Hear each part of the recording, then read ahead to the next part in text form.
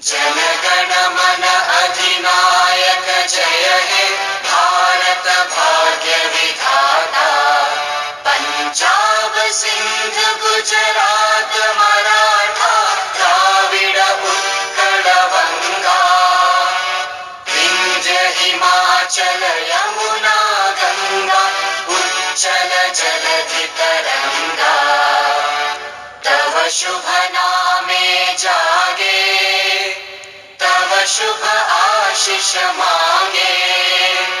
गाहे तव जय गाथा जनगण मंगलदायक जय हे भारत भाग्य विधाता।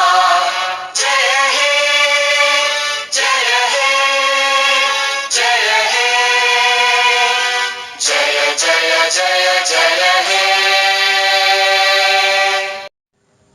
नमस्कार दोस्तों, क्या हाल है दोस्तों। Very happy 68th Republic day, है ना। तो चलिए स्टार्ट करते हैं हम लोग अपना कोर्स एज यूजुअल। दोस्तों जैसे कि हमें पता है दैट ये एथिक्स क्लास है for regulars and beginners both, but ये बिगिनर्स के लिए भी स्पेशली फोकस किया गया है क्योंकि हम बिगिनर्स के लिए स्पेशली क्वेश्चन के हर एक मोड, हर एक पहलू का अच्छे से एनालिसिस करके how to go about the question, how to write the answers, है ना, सब कुछ हम लोग डिस्कस करेंगे सो दैट कोई भी बंदा अगर जिसने पहली बार भी एथिक्स पढ़ रहा हो वो एटलीस्ट एवरेज मार्क्स ला सके, और जो थोड़ा पढ़ लिया हो एथिक्स वो तो एवरेज के काफ़ी ऊपर मार्क्स ला सके। ठीक है दोस्तों, तो चलिए स्टार्ट करते हैं दोस्तों। बट स्टार्ट करने से पहले और भी मैं बता देना चाहता हूँ दैट आज के जो हम लोग डिस्कस करना है ये एथिक्स का केस स्टडी है, और मैं एक बार स्क्रॉल कर देना चाहता हूँ रेगुलर्स के लिए, क्योंकि अगर वो चाहे तो अपना क्रॉस चेक कर सकते हैं। ठीक है, आंसर क्वेश्चन मिलाकर। तो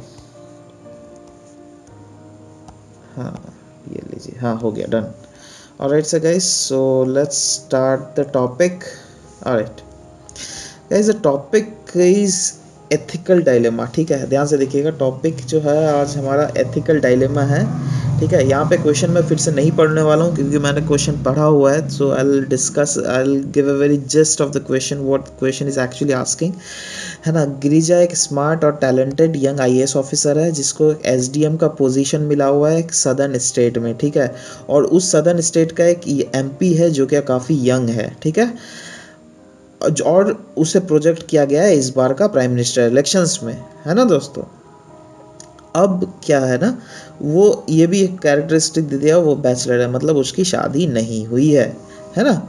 और ये काफ़ी सर्वे, पोल सर्वे मिल रहे हैं दैट उसको प्रेडिक्ट किया जा रहा है जो यही पावर में आएगा, ये बंदा ही, जो एमपी जो है, ये यंग एमपी यही पावर में आने वाला है, एज अ प्राइम मिनिस्टर बनने वाला है। ठीक है, देखिए गिरिजा का शादी हुआ है किसके साथ, एक यंग आईपीएस ऑफिसर के साथ, और उन लोगों का मैरिज रिलेशन काफ़ी स्मूथ है। ठीक है, यहाँ पे दिया हुआ है, ध्यान से दीजिए, देखिएगा। अब नेक्स्ट है दैट गिरिजा भी जो है ना, ये यंग एमपी के सॉरी यंग एमपी ने एक ऑफिशियल मीटिंग अपने ऑफिस में रखा था जिसमें उसने गिरिजा को नोटिस किया और काफ़ी इम्प्रेस हुआ उसका पर्सनालिटी और वर्क से। देखिए वो भी यंग है, ये भी यंग है ना, तो एक इन्फेचुएशन टाइप का आ जाता है, मतलब देखने से ना आपको लगेगा हाँ चलो यार ये काफ़ी सही बंदा, मतलब काम बहुत अच्छे कर रही है बंदी।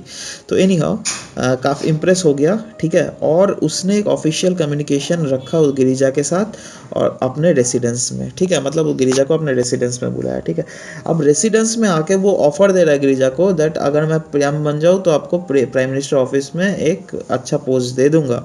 ठीक है, और ये आपको पता होना चाहिए दैट पीएमओ एक ड्रीम जॉब होता है ब्यूरोक्रेट के लिए। कोई भी ब्यूरोक्रेट अगर पीएमओ में जाएगा तो बस मज़ा आ जाता है उसको। ठीक है, तो ये एक ड्रीम रहता है सबके लिए। ठीक है, नाउ अब क्या देख रहे हैं, यहाँ पे लिखा हुआ है गिरिजा डिक्लाइंस द ऑफर, है ना। गिरिजा ये ऑफर डिक्लाइन कर देती है साइटिंग हर मैरिज रीजन, है ना, क्योंकि वो बोलती है यार मेरा शादी हो चुका है और मुझे ग्रास रूट लेवल का एक्सपीरियंस चाहिए। देखिए गिरिजा भी सही है बिल्कुल, है ना, बट अभी के लिए ये जान के रखिए दैट गिरिजा वो ऑफ़र तत्कालीन बोल देती है मुझे ये नहीं ऑफ़र लेना है।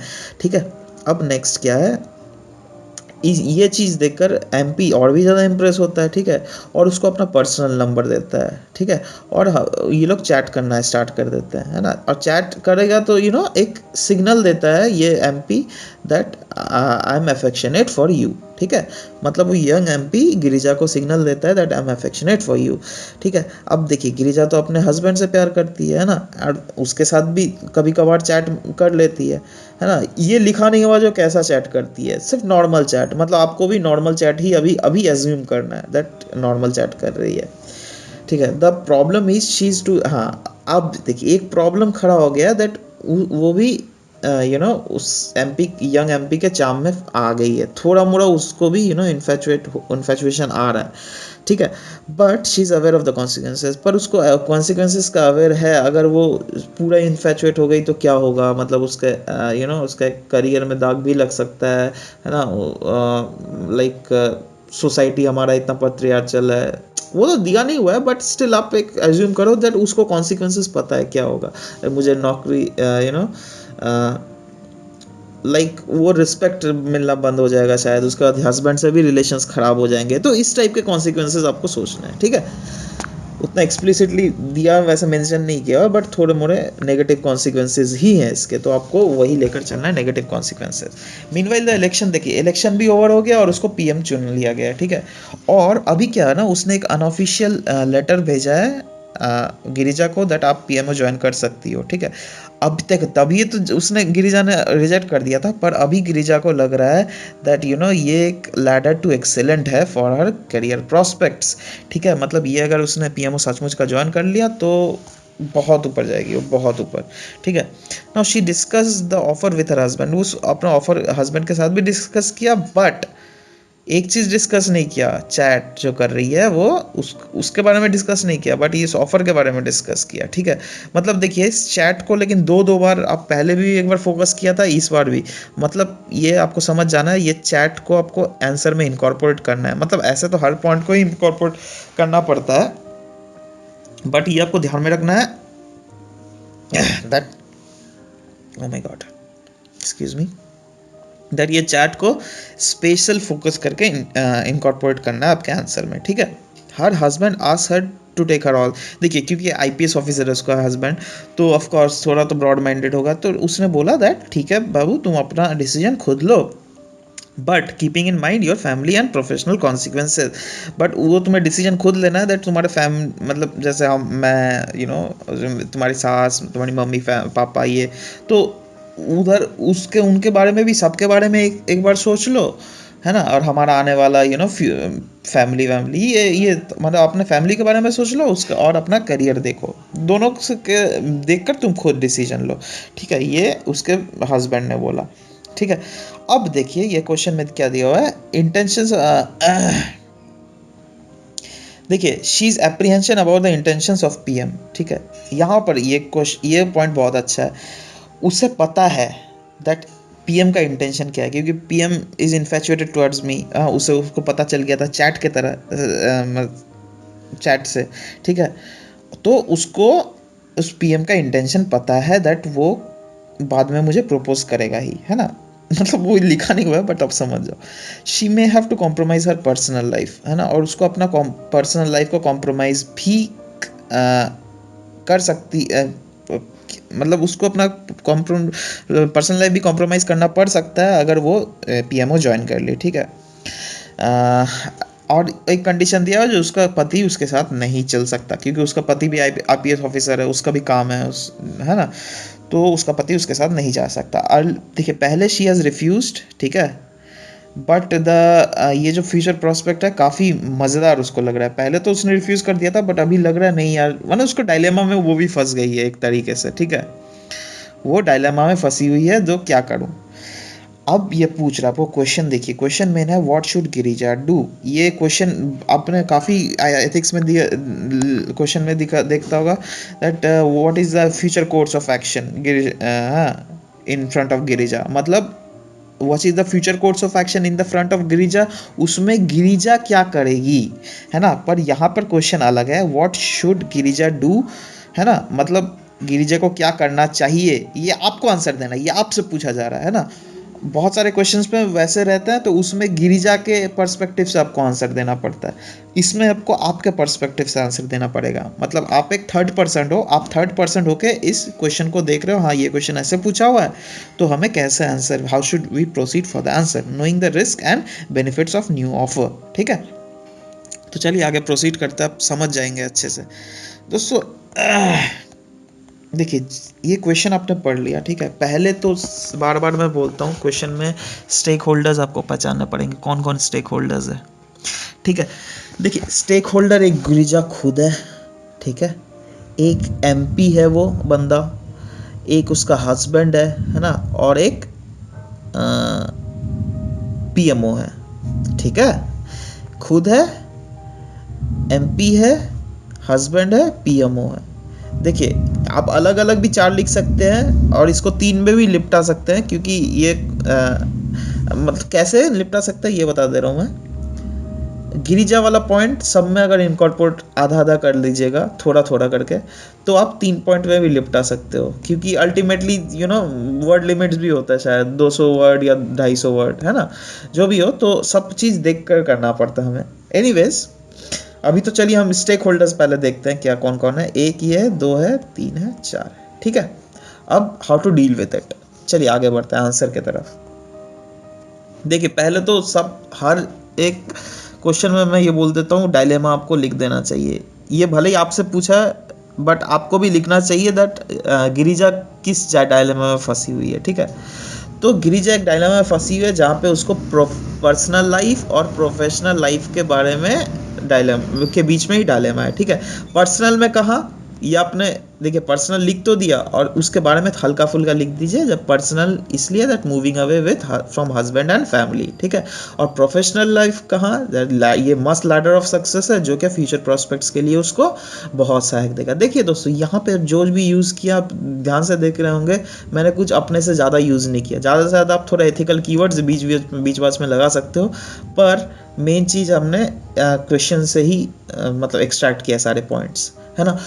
तो इससे आपको ये मिलता है दैट जितने भी पॉइंट्स आपको लेना है पूरा का पूरा आपको केस स्टडी से ही उठाना है। कोई भी ज़्यादा अपने से स्मार्टनेस दिखाइए मत, है ना, मतलब ओवर स्मार्टनेस तो दिखाना चाहिए, ओवर स्मार्टनेस नहीं दिखाना चाहिए हमें। और बीच बीच में अगर एक्स्ट्रा वर्ड यूज़ कीजिएगा तो एथिकल वर्ड्स यूज़ मान लीजिए। ठीक है, तो ये आपको एक जिस्ट दे दिया आपने पूरा केस स्टडी का, दैट आप how you will proceed for the case study.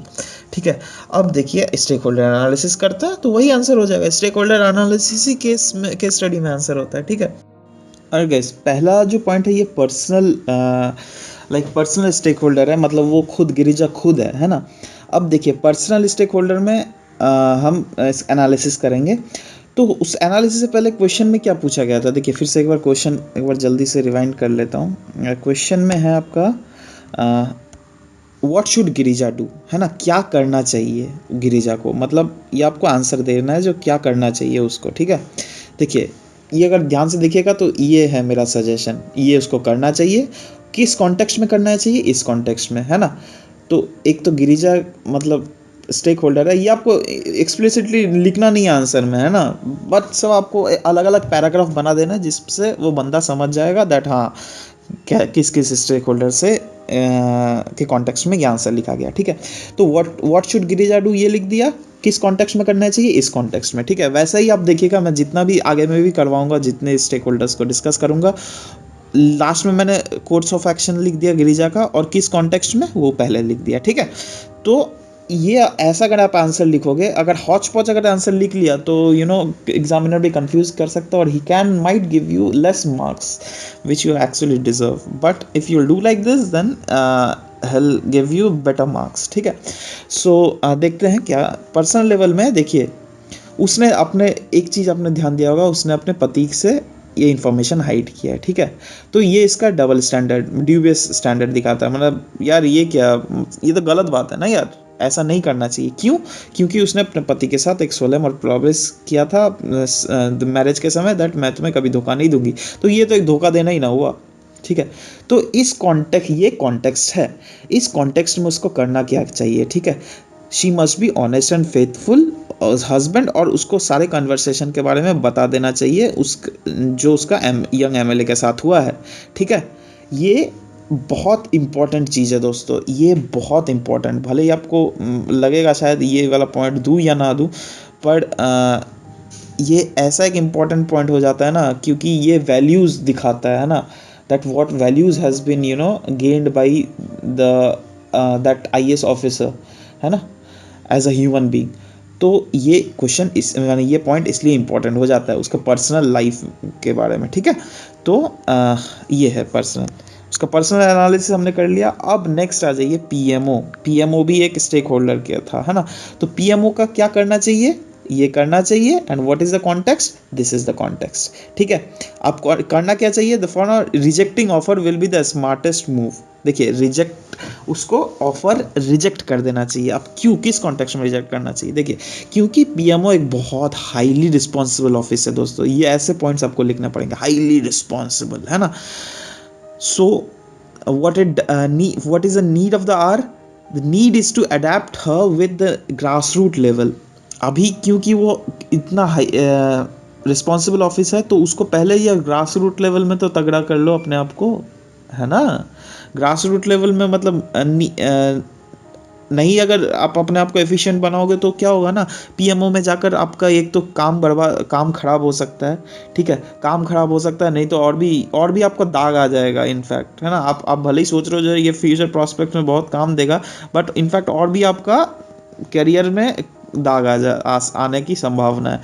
So PM इसलिए लिखा हुआ that PMO is a highly responsible office, so it needs adaptation to work at grass root level, this is a context, है ना। And उसको क्या करना चाहिए ये आप सजेस्ट कर रहे हो, लेकिन है ना, now rejecting the offer will be smartest move. देखिए रिजेक्ट, है ना, स्मार्ट मूव, है ना, उसका कॉन्सिक्वेंसेज ऑफ फॉल्स स्टेप, ये सब सारे एथिकल वर्ड्स ही है, तो ज़्यादा से ज़्यादा एथिकल वर्ड घुसाने की कोशिश कीजिए, है ना। तो हाँ, बस ये पीएमओ का आपने एनालिसिस कर दिया, तो दो एनालिसिस किया आपने, उसके गिरिजा के पर्सनल लेवल में और पीएमओ के। अब नेक्स्ट जो एनालिसिस आप करने वाले वो एमएलए के केस में, ठीक है। रादर देन उसका जो क्या करना चाहिए, है ना, करना चाहिए जो देखिए किस कॉन्टेक्स्ट, पहले तो कॉन्टेक्स्ट डिस्कस कर लेते हैं, ये ज़्यादा सही रहेगा, क्योंकि करना चाहिए फिर आप हौच पौच आप खुद ही शायद हौच पौच हो सकते हो क्या। देखिए he must maintain a cordial relations, आप ऐसे भी नहीं जो रिलेशन उससे ख़राब कर ले, क्योंकि वो तो आपको पता है दैट वो बंदा इसको लाइन मार रहा है, but still he should maintain she should maintain a cordial relation with that MLA, है ना, but with in the official boundaries, जितना ऑफिशियल एक बाउंड्री बोलता है, what is being said in the code of conduct of a bureaucrat, वो भी आप लिख सकते हो कोड ऑफ कंडक्ट, वो मैंने लिखा नहीं है इधर, है ना। So he should remain in that within that boundaries, she should, in fact not he should, है ना। ओके, अब ये कोऑर्डिनेट रिलेशन ऐसे नहीं, इसका इनफैक्ट फ़ायदा भी उठा लेना चाहिए उसको। यहाँ पे देखिए लिखा हुआ है, मतलब ये आप सजेस्ट कर रहे हो उसको that he with in this context she should do this, है ना। What she should do, she should take the opportunity of the better relation to resolve other public issues. ये इस अपॉर्चुनिटी को लेकर, क्योंकि वो पीएम है तो यार पीएम का ऑफकोर्स हल्का ज़्यादा चलेगा, है ना, तो वो डायरेक्ट पीएम से कांटेक्ट कर सकती है, सर मेरे कॉन्स्टिट्यूशन में ये ख़राब है, मेरे कॉन्स्टिट्यूशन में वो ख़राब है, प्लीज़ वो रिजॉल्व करवा दो, है ना। तो क्योंकि वो पीएम भी पता है, पीएम को पता है that she is very good civil servant, so वो करेगा ही, मतलब इसकी मदद करेगा, है ना। तो इस अपॉर्चुनिटी को उसको अलग दिशा में परिवर्तन कर देना चाहिए, जो क्या उसके लिए और पब्लिक गुड में काम आए, पब्लिक गुड, है ना, फॉर बेटर पब्लिक गुड्स, वो सब आप एक्स्ट्रा लिख सकते हो, बट मैंने लिखा नहीं हुआ है ना। तो ये आप डिस्कस कर सकते हो। तो फाइनली जो कंक्लूजन में आप एक छोटा सा जो दोस्तों डाल सकते हो दैट मतलब आपका फाइनल ओपिनियन क्या है ना, क्योंकि ये क्वेश्चन आपसे पूछा गया है, ठीक है।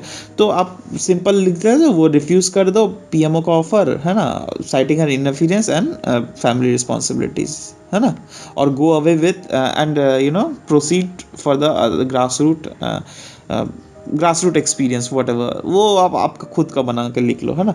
बट मेन जो थीम है वो कैसे प्रोसीड करते हैं, how to write the answer, how to think about the stakeholders, how to analyse them and write the answers, that has all been explained in this video. So guys, if you at all like the video, then please do subscribe it, and please share कीजिए. जितना share कर सकते हैं, जितना लोग देखेंगे उतना सही रहेगा मेरे, तभी मेरे को एक मतलब पुश भी मिलेगा, मैं ज़्यादा से ज़्यादा वीडियो बना सकूं और आपके पास प्रेजेंट कर सकूं. तो दोस्तों यही एक रिक्वेस्ट मैं आपसे करना चाहता हूं. So guys till then bye bye, take care, शब ब खैर.